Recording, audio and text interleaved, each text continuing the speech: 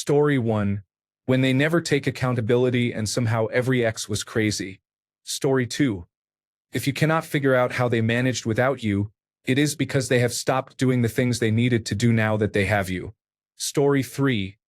Being overly clingy and wanting you to abandon your family and friends. Story 4.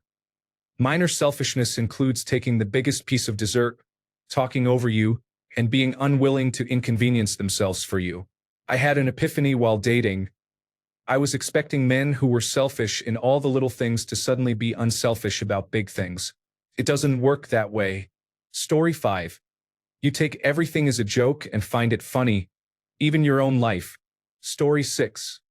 Not actually liking someone can be difficult to admit. Sometimes we convince ourselves otherwise for various reasons, but it eventually becomes untenable. Story 7. If someone is newly divorced or recently separated, they are almost never ready to date seriously, even if they think they are. They have not given themselves time to unpack what happened and to heal. You will be love-bombed and then see how non-committal they can be. If they keep moving the timeline because they are not fully ready, trust them. Story 8. A man told me early in the conversation that he can be a jerk. Being polite, I said we can all be jerks sometimes. I had no idea he would turn out to be a big jackass. Laughing out loud. Story 9. People mention how they treat waitstaff, but many people can be decent to strangers or acquaintances for an evening. What I should have paid closer attention to was how my now husband treated his sister when they lived together. I saw how much contempt he had for her and how illogical he became in a small dispute, and I even thought, wow, he might talk to me like that one day. It was a neon sign. He talks much worse to me now, and the lack of logic is breathtaking. After 17 years, he has not matured much in that regard. Pay attention to family dynamics and how someone resolves issues with people who are close to them. Do they take these relationships for granted? Do they treat their loved ones with respect? If not, one day you might fall into that category too. Story 10. When someone shows you who they are and you know you would not accept that, you still hope they will change. Story 11. Blowing off or excusing men when they put their convenience over your comfort. This may happen the other way, but I personally have not heard men describe it. I know many women who do. Start small. He says you will hang out on Saturday. Then Saturday comes and you do not hear from him until 11 p.m. because he has been at his friend's barbecue all day and he claims he forgot. He said he would run by Walgreens and pick up your prescription, but he shows up and says the drive-through line was 10 cars deep so you can get it another time. Years later, you are calling your best friend to take you to surgery because he says he is really busy. You manage the entire mental load of the household because you know it will not get done if you do not manage it.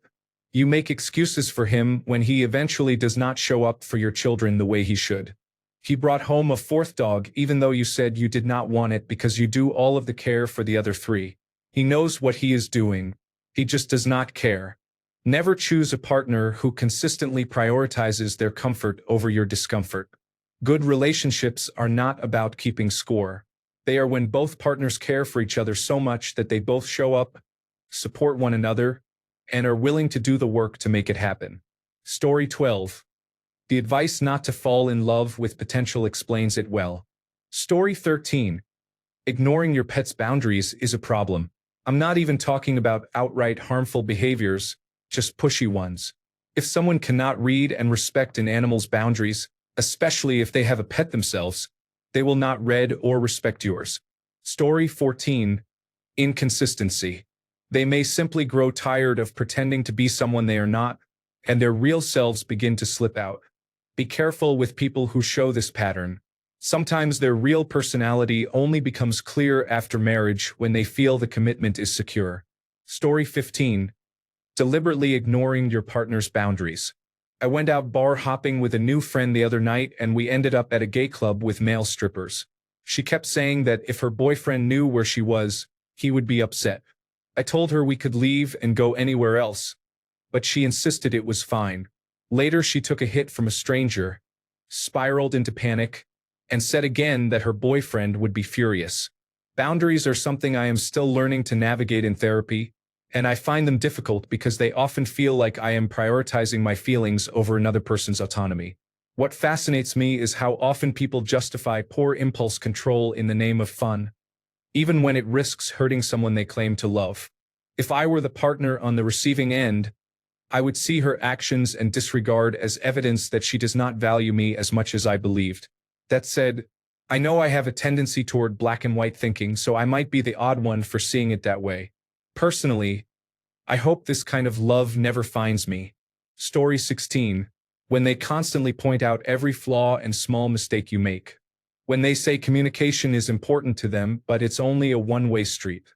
When they have double standards for public behavior. Story 17. I do not have any specific red flags. Rather, I have something that could potentially be very useful. I was looking at the subreddit Am I Overreacting the other day, and it made me feel so happy to have someone who does not make me miserable. I am glad to be missing out on much of what goes on there. Story 18. Number of past partners and the time between the last relationship and yours matter. The number matters because if 20 relationships did not work out for a person, what makes you think yours will be the one that works? The timing matters because someone who recently ended a relationship may be looking for a replacement to forget and ease their pain. People also need time to understand what went wrong in their last relationship so they do not repeat the same mistakes. Story 19. How they drive. Aggressive, absent-minded, distracted, and competitive driving are all red flags. A safe, aware driver is responsible, thinks ahead, and is emotionally stable enough not to lose their temper at perceived slights from strangers. Story 20. When they are unreliable, stop trying to justify why they are not directing their energy toward you. Move on.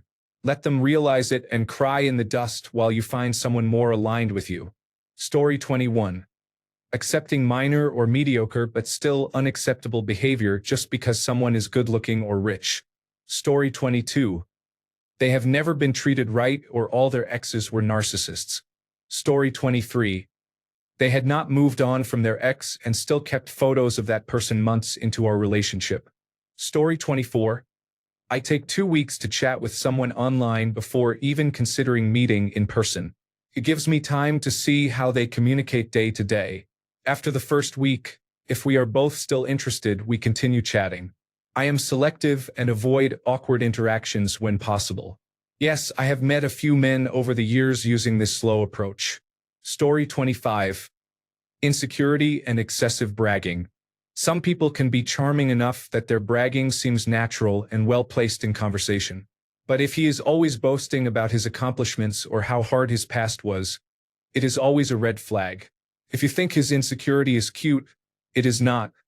Just walk away. People like this will try to drag you down to their level to feel less insecure. Story 26. When someone is overly lustful, whether intentional or not. My friend was a personal trainer. She said many men came in with their partners, sometimes only weeks after their partners had given birth, and showed her pictures of models, saying, "This is how I want my wife to look." That is unreasonable. Those models spend hours working on their bodies. Meanwhile, your wife has just given you a literal bundle of love. It is one thing to be sexually attracted to your partner, and of course physical attraction is important. But it becomes a problem when someone is attracted to everyone. Story 27. They have no close friends or long-term relationships outside of dating. This often indicates difficulty maintaining connections. Story 28. Speaking from a man's perspective, if a woman agrees with you on everything or tells you exactly what you want to hear, it's a red flag because none of it is true. Story 29. They never appreciate anything you do, expect you to do more, and claim that you do nothing. Story 30. Not doing an equitable share of housework, meal preparation, and errands. Story 31. 1. Saying things like "I am a bit crazy." 2. Actions do not match words. 3. Expecting you to do things that require trust without building it. For example, asking you to come interstate with him to a 4-day festival after flaking on plans to meet at a place you both frequent. 4. Texting only early or late. 5. Calling you hun or sweetie but not using your name. 6. Distracted driving. 7. Court cases for bad behavior. 8. Hating being at home. 9. Always wanting to be at your place. 10. Never initiating plans. 11. Sending selfies for no reason. 12. Saying I do not want drama when they are the drama. 13. Bringing other men around you as social security blankets and showing you off like a trophy. Do not worry, everyone. It was a 45-day turnaround, 44 days too long, to be honest. I am back to being single. Guys like this often look for someone new to leave their partner for so they can take advantage of her resources. Story 32. I am newly single and will be dating soon. I want to be extra cautious and selective in finding a life partner. Bonus points if you are speaking from experience. Story 33. This is not a red flag, but I am shocked at how many couples do not discuss having children. I often hear about couples who date for 3 years and then break up because one person wants children and the other does not. How did this not come up earlier in the relationship? I bring this up on the first date. I do not always ask, do you want children? But I try to learn what people are working toward and what they want from life. Story 34. Notice how they respond to disagreement. It is cute in the beginning but becomes annoying eventually. Story 35. They listen to things that happened in their past relationships and do not take notes for later reference. Story 36. I think a good rephrasing would be, what did you learn from experience to bring up when it looks like things are getting serious? Or, what should be brought up sooner rather than later? Topics like expectations about money, family get-togethers, and what it means to be in a relationship are areas couples often disagree on, but do not think to discuss until it is too late. Story 37. I ignored it when she constantly put me down as a joke in front of friends. At first I laughed it off, thinking I was too sensitive, but over time it became clear she was testing how much control she could have over me. By the time I realized it, I was too invested to walk away easily. Story 38. Almost always, when someone says they are not ready for a relationship or not looking for something serious, they are not. If they do decide to date you, it usually will not end well, even if you later marry them. Do not date these people. Story 39. Consideration. If someone is inconsiderate, it is already showing. It starts small and then builds, but people often dismiss it as maybe they did not mean it. No, they did. Story 40. If someone talks badly about all their exes and every story ends with, they were crazy, you are probably about to become their next crazy ex. Story 41. Watch how people react. It is a telling sign of how they handle daily life. Story 42. More and more things are being disputed. For example, a recent event is remembered differently by them, or they claim they did not say something you clearly remember them saying. Story 43. People who have no friends and do not speak to any family members. Story 44. When the person you are dating is rude to service people like waiters and cashiers, or when they refer to you as a fixer-upper. Story 45. When they drink in bars a couple of nights every week. When they speak inappropriately about their ex-girlfriend and other women they dated. When they keep their phone face down or take it into the bathroom or shower every time. When they hide your relationship on social media. That was fun for me. Story 46. I will never understand why people sometimes think jealousy is hot or shows someone cares. It is a sign of unchecked anger and control. Story 47. Workaholics. I get the grind to work and move up, but we work to live, not live to work. What are you avoiding in your life that keeps you at the office all day? I don't know. I just don't like having to fight for attention because of a partner's job after they clock out. Story 48. Feeling jealous when you have fun or when good things happen to you. Story 49. Emotionally dysregulated and dealing with friend and family drama. Story 50. I am convinced that anyone who plays pranks is just a lazy psychopath. Story 51. Politics. Looking at you, liberal women who date conservative men. Story 52. This refers to someone who is bad with money. I am not talking about financial insecurity or money issues due to ongoing medical needs, but rather about not being able to live within one's means because of poor decision-making. Story 53. When they hold you to higher standards than they hold themselves. Story 54. They lack accountability when you raise a problem, gaslight you, and play the victim. Story 55. Not sharing the same values means having different beliefs and goals for life. This is usually not anyone's fault, but it can be a red flag for a couple's compatibility. It can start as something seemingly small that slowly boils over until it becomes destructive. Because you once had strong feelings, you may ignore warning signs until it is too late. This happened with my ex. We cared for each other, but our values did not align, which led to passive aggression, pushiness, detachment, frustration, and anger. In short, even with great chemistry, if your values do not align, the relationship will be very difficult. Story 56. Before he became my ex, he would grab my neck if I looked at another man. Story 57. They are so easygoing and without a care in the world that they glide through life while you're left cleaning up the hurricane they leave behind. Then they tell you to stop stressing so much. Story 58. As my friend Tim would say to Pete, she is gorgeous, single, never married, has no children, is in her 40s, and wants to date you. Run. Story 59. When someone tells you they hate or dislike the city or state they live in, it means you will be fun to be around until they are ready to leave. Then it is all tears and emotional roller coasters because they say they had something special and cannot believe they left. Please. Story 60. It does not matter whether someone lives with parents or roommates. You want someone who can take care of themselves, notice tasks that need doing, for example changing the litter box, and do them without prompting. Otherwise you become the nag, resented by your partner and probably their friends. It is better to be single. I ignored this. Now I have to choose between breaking up with a great guy or always being seen as the bad guy. Story 61. A man who is good at dating has dated a lot. There is a high chance he does not really care about you. Story 62. Always give people the benefit of the doubt until you see their true colors. Story 63. How do they treat themselves? They will not treat you well if they do not treat themselves. Story 64.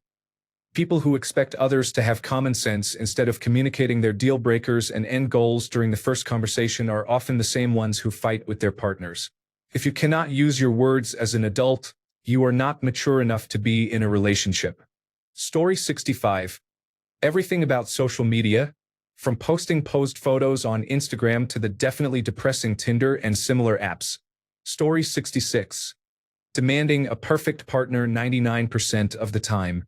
Comparing their partner to other people's partners. Expecting their partner to magically read their mind. Story 67.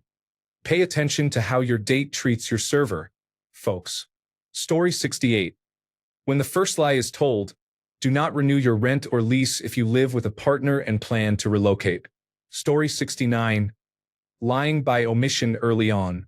They slip something in and the truth comes out later. It might be small, so you let it go, but don't.